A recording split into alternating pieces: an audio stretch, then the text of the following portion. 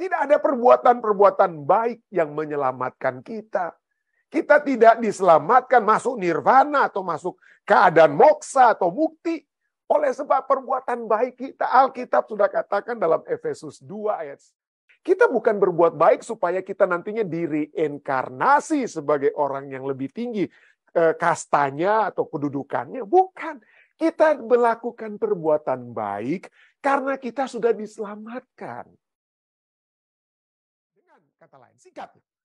Tidak ada tempat bagi ide, bagi gagasan reinkarnasi dalam iman Kristen. Ya. Tidak ada. Tidak ada ini. Tidak ada pandangan. Kenapa? Karena pertama-tama pada saat kita mati kita tidak tahu apa-apa. Kita tidak berubah menjadi ikan atau menjadi apapun. Tidak. Ya. Tapi inilah ajaran yang sangat-sangat mempengaruhi. Ajaran reincarnation. Dari kata rein. Artinya to come again. Datang lagi. Lalu carnate, artinya carnate itu dari carnate flesh ya, karnal, jadi jiwa yang karnal. Ya in the flesh, to come again in the flesh, datang lagi di dalam daging. Kita muncul lagi dalam daging. Itulah kata reincarnation artinya ya. Dan menurut Kamus Besar Bahasa Indonesia, Kamus Besar Bahasa Indonesia katakan apa ya? Bahwa reinkarnasi itu artinya penjelmaan atau penitisan kembali. Ya. Penitisan kembali makhluk yang telah apa? Makhluk yang telah mati. Makhluk yang telah mati. Ada perbedaan sedikit antara reinkarnasi Buddha dan juga apa? Hindu. Ya, Buddha dan Hindu. Kita tidak punya waktu banyak untuk membahas ini ya. Nah, dengan kata lain kalau cukup menarik untuk melihat, tapi nggak perlu melihat apa ya artinya. Hal yang ini, tapi ini sudah menjadi bagian daripada keyakinan karena dipromosikan oleh orang-orang Hollywood. Waduh, ada satu film yang bingung kalau kita mau lihat film ini ya, Cloud Atlas ya, yang dimainkan oleh Tom Hanks saya percaya dengan Halle Berry ini ya. Waduh, berubah dia dari tahun 1849 di South Pacific, si Tom Hanks ini jadi kemudian 1836, jadi dia berubah, reinkarnasi, dia berubah dari orang yang jahat menjadi orang yang tidak terlalu baik, tidak terlalu jahat, kemudian dia jadi orang yang baik sedikit, lalu jahat lagi, putar-putar kehidupannya. Oleh sebab apa ya? Oleh sebab perbuatan-perbuatan baiknya dia menjadi apa? Naik turun kehidupannya. Jadi ada 13, kurang lebih 13 orang ini aktor yang memainkan total 65 karakter dalam film ini. Terputar-putar. Nah, kenapa? Film ini memang berdasarkan bukan ajaran-ajaran apa, tapi memang berdasarkan filsafat daripada Buddhism. Ya, filsafat Buddhism. Misalnya dari satu buku yang ditulis oleh Padmasiri de Silva, Environmental Philosophy and Ethics in Buddhism, halaman 41 dia katakan apa ya? Perbuatan atau karma seseorang, perbuatan atau karma seseorang itu memungkinkan seseorang untuk terlahir kembali sebagai makhluk yang lebih tinggi atau yang lebih rendah, tergantung perbuatannya. Jika ia seorang yang jahat dan memiliki banyak perbuatan buruk, kemungkinan besar ia akan terlahir kembali sebagai makhluk yang lebih rendah. Jika ia orang yang memiliki banyak perbuatan baik atau karmanya baik dengan lainnya, maka ia kemungkinan akan terlahir kembali sebagai makhluk yang lebih tinggi. Mungkin manusia dengan status yang lebih tinggi atau kastanya yang lebih tinggi daripada sebelum dia mati. Ya inilah filsafatnya ya. Filsafat daripada Buddhism ini. Buku lainnya juga mengiyakan hal ini ya. Misalnya The Essentials of Buddhist Philosophy, esensi daripada filsafat Buddhism ya, yang ditulis oleh Junjiro Takukusu ya. Di halaman 37 dikatakan bahwa kelahiran dan kematian bukanlah takdir dari makhluk hidup, tetapi sebagai sebuah akibat wajar dari tindakan. Jadi kita mati itu karena tindakan kita, kita lahir kembali kemudian jadi apa itu berdasarkan tindakan kita. Ya. Jadi bukanlah, itu bukan kata ya, tapi kelahiran kematian bukanlah takdir. Itu bukan ditakdirkan. Kita mati itu bukan karena sudah ditakdirkan untuk mati lalu hidup sudah ditakdirkan, bukan. Ya, itu merupakan sebuah akibat wajar dari tindakan kita dengan lainnya. Orang yang bertindak, orang yang melakukan sesuatu cepat atau lambat akan menuai akibatnya. Jadi akan ada perbuatan baik kita menyebabkan kita lahir jadi orang yang lebih baik. Perbuatan jahat kita menyebabkan kita lahir menjadi orang yang tidak baik, yang menderita dengan kata lain ya. Jadi orang yang bertindak cepat atau lambat akan menuai akibatnya. Saat mengalami akibat, seseorang menaburkan benih baru. Jadi dengan kata lain hidupnya itu, kematian itu hanyalah satu permulaan untuk satu kehidupan baru. Jadi hidup itu terputar-putar terus, ya. Saat mengalami akibat, seseorang menabirkan benih baru sehingga menyebabkan gelombang kehidupan berikutnya menjadi tinggi atau rendah sesuai dengan sifat perbuatan sebelumnya. Jadi kapan dong kalau gitu? Aduh pusing ya. Kasihan sekali kalau orang itu terputar-putar terus hidupnya. Aduh, seperti tadi ya di Cloud Atlas itu. Si Tom Hanks itu, aduh baik, enggak baik. Jadi jatuh bangun. Sampai kapan kita berakhirnya nih jatuh bangun ini? Sampai kapan? Ya inilah ya. Buku lainnya, Fundamentals of Buddhist Ethics yang ditulis oleh Gunapala Dharmasiri di halaman 19. Dikatakan, kapan itu berakhirnya? Akan tetapi dikatakan di halaman 19. Pada akhirnya seseorang dapat melepaskan diri dari samsara, pergolakan kehidupannya itu ya. Samsara, yaitu siklus kematian dan kelahiran kembali. Ya. Samsara itu siklus kematian dan kelahiran kembali.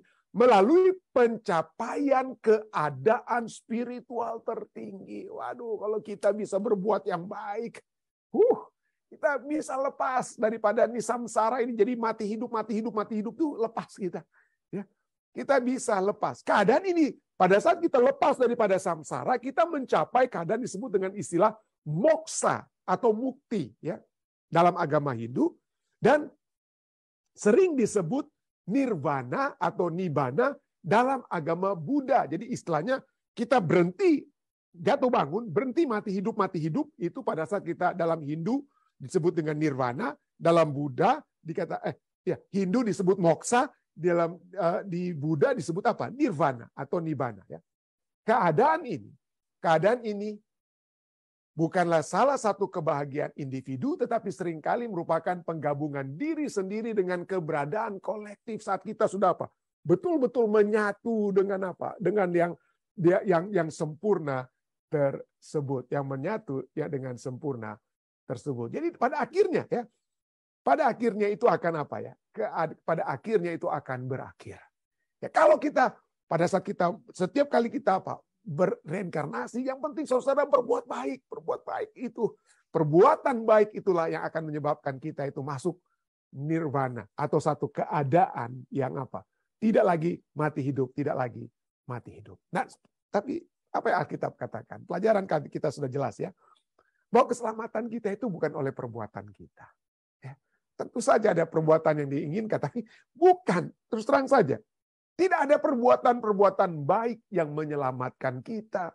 Kita tidak diselamatkan masuk nirvana atau masuk keadaan moksa atau mukti oleh sebab perbuatan baik kita. Alkitab sudah katakan dalam Efesus 2 ayat 8-10. Sebab oleh sebab kasih karunia kita diselamatkan oleh iman. Kasih karunia kita terima melalui iman. Itu bukan hasil usahamu, tetapi pemberian Allah. Itu bukan hasil pekerjaanmu. Tetapi jangan ada orang yang memegahkan diri. Karena kita ini buatan Allah, diciptakan dalam Kristus Yesus untuk melakukan pekerjaan yang baik, yang dipersiapkan Allah sebelumnya. Ia mau supaya kita hidup di dalamnya. Nanti kita akan bahas, pendeta. Yang pertama, ini seakan-akan pekerjaan itu negatif dalam hubungan keselamatan. Tapi kok ayat 10, kita diciptakan untuk melakukan pekerjaan baik. Kok pekerjaan itu tadinya sepertinya dihajar di ayat 9 ya. Itu bukan hasil pekerjaanmu, tapi sekarang di ayat 10 kita harus melakukan pekerjaan. Nah, itu gimana dong? Nah, tapi itu nanti kita akan jawab ya. Tapi poin pertama, bahwa keselamatan kita itu hanya karena rahmat Allah yang diterima melalui iman.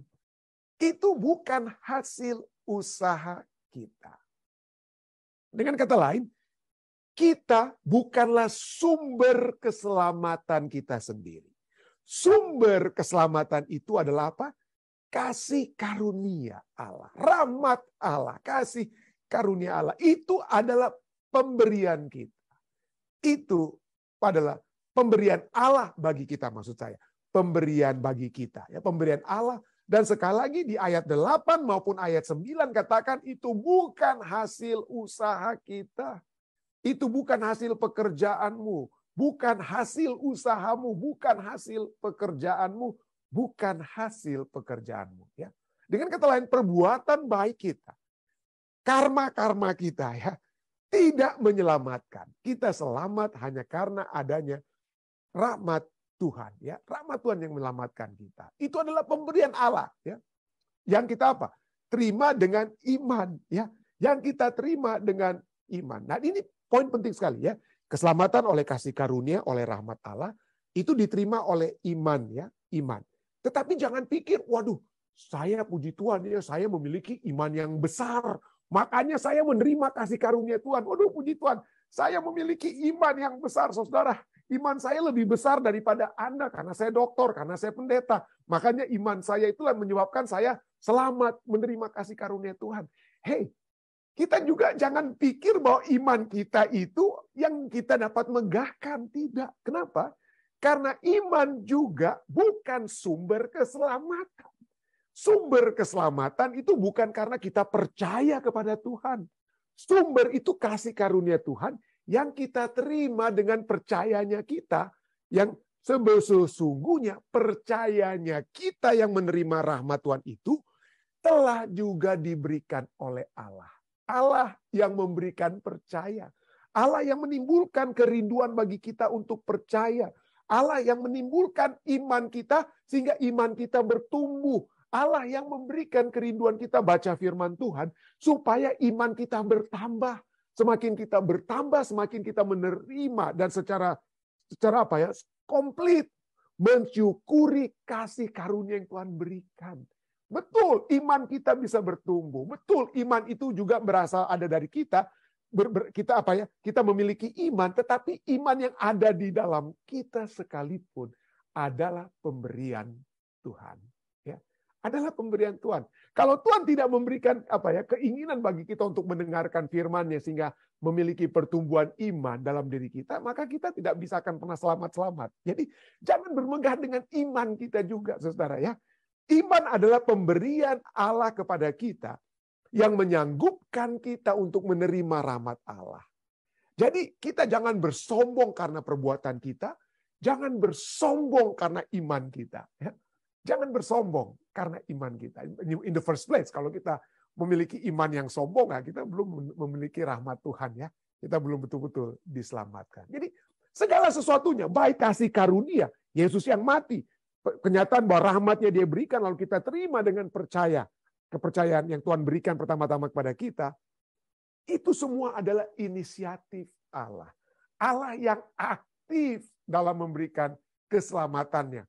Baik melalui Yesus Kristus yang mati, maupun iman kita untuk menerima Yesus Kristus yang mati. Ya. Allah yang aktif. Bagaimana kita tahu? Kata-kata yang digunakan dalam Efesus 2, kata-kata yang digunakan dalam Efesus 2, semuanya menunjukkan kata-kata secara aktif, bukan pasif. Okay? Kata-kata yang aktif, misalnya Efesus 2 ayat 4, tetapi Allah yang kaya dengan rahmat oleh karena kasih-Nya yang besar, yang kasih-Nya itu apa? Dilimpahkannya kepada kita. Allah yang apa? Secara aktif melimpahkan kasih-Nya kepada kita. Allah yang ambil inisiatif. Allah yang aktif. Bukan itu saja. Yang kedua, kita lihat Allah yang menghidupkan kita. Ayat kelima katakan apa? Setelah Allah yang melimpahkan kasih-Nya kepada kita, ayat 5 katakan telah menghidupkan kita. Allah yang secara aktif berinisiatif untuk menghidupkan kita. Allah yang aktif, yang menghidupkan. Allah yang membangkitkan dan menempatkan kita di sampingnya. Mendudukkan kita dengannya. Ayat yang ke-6. Efesus, tadi kita sudah baca ayat 9 dan 10 ya. Tapi kita muncul, kita lihat sebelum kita tiba pada kasih karunia Allah yang aktif. Kita lihat bagaimana semua ayat-ayat ini menunjukkan Allah yang aktif. Oke? Efesus 2 ayat 6. Dan di dalam kasih Yesus, Ia telah membangkitkan kita juga dan memberikan tempat bersama-sama dengan Dia di sorga. Ya. Ia yang aktif membangkitkan, Ia yang aktif mendudukkan kita atau memberikan tempat bagi kita. Allah yang aktif, Allah yang berinisiatif, Apalagi tidak ada yang pasif, semuanya itu usaha Allah. Allah yang apa? Yang di front line, saudara. Allah yang di front line. Allah yang menunjukkan kasih karunia-Nya. Efesus 2 ayat 7. Kita sudah baca sampai ayat 4 sampai 7 ya. Menunjukkan kasih karunia. Ya, dikatakan apa? Supaya dikatakan, dan dalam kasih ayat 6 kita sudah baca tadi, di dalam Kristus Yesus Ia telah membangkitkan kita juga dan memberikan tempat bersama-sama dengan Dia di surga, supaya pada masa yang akan datang, ayat 7, Ia menunjukkan kepada kita kekayaan kasih karunia-Nya yang menelimpah-limpah. Jadi segala sesuatu itu kita tidak boleh banggakan. Kenapa? Itu semua itu Allah yang aktif, saudara. Tidak ada usaha kita. Kita tidak sedang menunjukkan kejagoan kita dengan apa? Sehingga kita yang menyelamatkan diri kita. Tidak. Kita tidak ada apa-apanya. Allah yang mengadakannya. Allah yang aktif untuk menyelamatkan kita. Dan kita penerima keselamatan, terus terang saja dari bahasanya. Dari sudut bahasanya, kita penerima keselamatan, kita justru yang pasif dari sudut bahasa. Sekali lagi, bukan pasif artinya, waduh kita nggak usah bikin apa-apa, yang penting saya diselamatkan. Padahal saya nggak mau selamat, pendeta, tapi saya karena Allah yang paksa, ya oke lah saya ikut-ikut aja diselamatkan saya. Bukan, ya. Artinya saya sekarang sedang berbicara dari sudut bahasa, yang mana keselamatan itu dari konteks ini, kita itu hanya penerima. Kita hanya penerima. Tidak ada yang kita berikan supaya kita selamat. Bukan. Ya. Dalam tata bahasanya, kita ini yang pasif. Misalnya, Efesus 2 ayat 5 dan 8 katakan apa? Oleh karena kasih karunia, kamu diselamatkan. Bukan kamu menyelamatkan, itu aktif. Tapi kalau kata kamu diselamatkan, ya ayat 8 juga. Sebab karena kasih karunia, kamu diselamatkan oleh iman, itu bukan hasil usahamu, tapi pemberian Allah. Itu kali dari sudut tata bahasanya, formatnya itu adalah apa? Bahasa Inggrisnya, you have been saved. Dan dalam bahasa Grekanya atau Yunani juga sama ya. Itu menandakan Anda dalam bentuk passive form. Anda hanya sebagai penerima. Kamu diselamatkan. Bukan kamu yang menyelamatkan, tapi kamu yang diselamatkan. Jadi kamu penerima sesuatu. Kamu menerima sesuatu. Bukan kamu yang menyelamatkan dirimu. Tidak ya. Tidak demikian. Jadi itulah sebabnya kita kembali. Bahwa reinkarnasi ini salah. Oleh sebab kita di dalam reinkarnasi kita yang menjadi aktif. Aduh, saya harus. Kalau orang percaya reinkarnasi, aduh mudah-mudahan saya oke lah saya sekarang mati, tapi aduh keadaan saya ini nggak bagus-bagus nih keadaan saya. Mudah-mudahan pada saat saya mati, yang penting saya berusaha supaya saya sekarang baik-baik saja. Saya harus menjadi orang-orang yang baik supaya kalau saya mati hidup saya jadi lebih baik. Mudah-mudahan saya jadi orang kaya, jadi jenderal, jadi raja, ini dan itu dan lain sebagainya ya. Kita mau secara aktif untuk menyelamatkan diri kita sendiri. Tidak. Ayat Alkitab katakan kita bukan menyelamatkan diri kita. Tetapi diri kita itu diselamatkan. Diselamatkan. Pasif. Bukan aktif ya. Oke. Jadi sekali lagi. Kita diselamatkan oleh iman. Ya, oleh sebab kasih karunia. Ayat 8 ini. Karena kasih karunia kamu diselamatkan oleh iman. Itu bukan hasil usahamu. Tetapi pemberian Allah. Ayat 9 katakan, jangan kamu memegahkan diri. Jangan bersombong oleh perbuatanmu. Ya udah pendeta, karena kita tidak usah bersombong dengan perbuatan. Ya yang penting saya udah tahu saya sudah diselamatkan. Allah secara aktif menyelamatkan saya. Oke, saya terima. Saya hanya diselamatkan secara pasif. Ya udahlah, saya nggak usah. Ayat ini kan bilang nggak usah kita buat perbuatan baik dan lain sebagainya. Tapi kalau kita lihat, ya. Kenapa ayat 10 berkata tentang apa? Perbuatan baik itu tetap harus ada. Mari kita baca ya. Efesus 2 ayat 10. Karena kita ini buatan Allah, diciptakan dalam Kristus Yesus untuk melakukan pekerjaan baik yang dipersiapkan Allah sebelumnya. Ia mau supaya kita hidup di dalamnya. Di dalam apa ini? Ya. Di dalam apa? Itu qualifying-nya apa kita hidup? Kita sudah dihidupkan, tapi setelah kita dihidupkan, setelah kita diselamatkan, di dalam keselamatan itu kita harus hidup di dalam keselamatan itu manifestasinya dalam bentuk apa? Kalau saya sudah diselamatkan, manifestasi saya hidup dalam keselamatan itu gimana dong? Oh ya udah. Yang penting kan bukan perbuatan baik. Anda silakan mau buat apa aja, mau bunuh-bunuh orang, mau berzina dengan istri orang, monggo silakan. Mau berdusta, mau mengingini milik orang lain, silakan. Yang penting kan Tuhan nggak lihat perbuatan baik tuh. Nah, kalau kita lihat di sini bukan demikian, saudara ya. Kita dihidupkan supaya menghidupkan kehidupan keselamatan. Dan kehidupan keselamatan itu adalah pekerjaan baik yang sudah dipersiapkan Allah. Jadi jangan kita berpikir karena saya sudah diselamatkan, saya sudah secara aktif Allah yang menyelamatkan. Ya udah, perbuatan baik itu kan kita bilang nggak perlu itu kita perbuatan baik supaya kita reinkarnasi. Kita bukan berbuat baik supaya kita nantinya direinkarnasi sebagai orang yang lebih tinggi kastanya atau kedudukannya. Bukan. Kita melakukan perbuatan baik karena kita sudah diselamatkan. Bukan karena kita bukan membuat baik supaya kita diselamatkan, kita berbuat baik karena kita sudah diselamatkan. Kalau saya, Tuhan terima kasih Engkau sudah menyelamatkan saya. Kasih karuniamu menyelamatkan saya bukan lagi manusia lama, saya menjadi manusia baru. Maka Tuhan, sebagai orang diselamatkan, ajarilah aku. Ya. Ajarilah kami. Apa ya? Ada lagu katakan, ajarilah kami bahasa kasih-Mu. Oke, bahasa kasih Tuhan itu apa? Ya. Bahasa kasih Tuhan adalah mengasihi Tuhan dengan segenap hati kita dan mengasihi sesama dengan seperti kita mengasihi diri kita. Itu bahasa kasih Tuhan. Apa artinya bahasa kasih Tuhan? Bahasa kasih Tuhan artinya kita tidak menyebut nama Tuhan dengan sia-sia, kita tidak apa? Kita tidak mengadakan patung, sembah-sembah patung. Apakah itu menandakan kita kasih kepada Tuhan? Tentunya tidak. Itu bukan pada saat kita menyembah patung, menyembah uang, menyembah orang, dewa-dewi. Itu bukan bahasa kasih kepada Tuhan yang kita minta untuk diajarkan kepada kita. Lalu ajarilah kami bahasa kasih-Mu. Itu bahasa kasih Tuhan apa? Mengasihi sesama seperti kita mengasihi diri kita sendiri. Apa artinya? Jangan menyia-nyiakan orang tua kita. Jangan membunuh, jangan berzina ya. Jangan berbohong, jangan mengingini harta milik tetangga kita dan lain sebagainya. Itulah bahasa kasih Tuhan. Karena kalau kita mengasihi Tuhan sebagai orang yang sudah diselamatkan, maka kita akan mengasihi Tuhan dan mengasihi apa? Sesama kita. Itulah sebabnya kita dikatakan apa? Ia ingin supaya kita hidup di dalam kasih-Nya. Kasih Tuhan yang membuat kita melakukan pekerjaan baik kepada Tuhan. Dan kepada apa? Sesamanya. Bukan supaya kita selamat. Tetapi karena kita telah diselamatkan. Jadi dengan kata lain saudara, jangan alergi dengan perbuatan baik. Hanya karena ada reinkarnasi yang tadi dibahas itu. Beda reinkarnasi. Ajaran reinkarnasi dengan ajaran perbuatan baik Alkitabiah itu beda. Reinkarnasi itu tidak memiliki Tuhan. Tidak memiliki Yesus yang apa?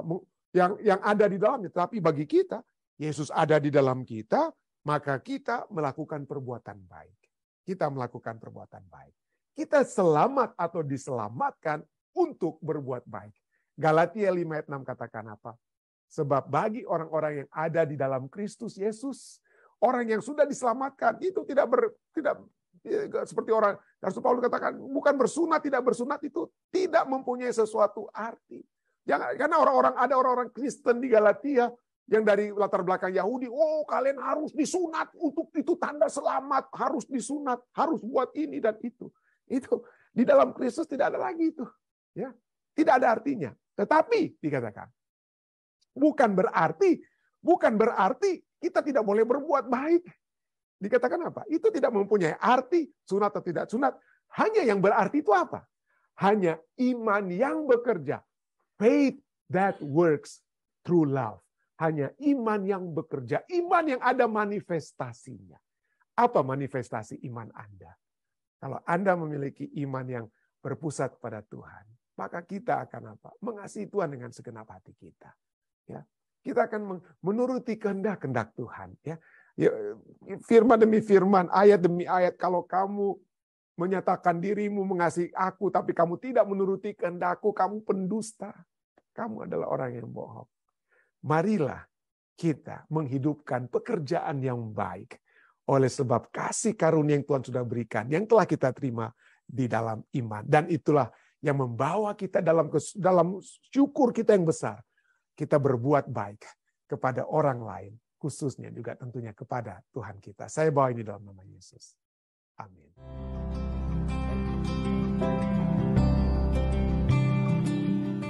Menarik sekali pelajaran ini. Mungkin ini ada berhubungan dengan apa yang telah terjadi mungkin 2 tahun atau ya 2,5 tahun belakangan ini, oleh sebab begitu banyaknya mungkin orang-orang yang telah beristirahat di dalam Tuhan ya, dan juga oleh sebab adanya oleh sebab adanya pandemik, sehingga kita memiliki satu pelajaran sekolah sahabat yang menyatakan tentang tentang masalah-masalah yang sedang hadapi saat ini, penderitaan, kematian, dan adanya tentu saja pengharapan yang dapat menjadi bahagian kita.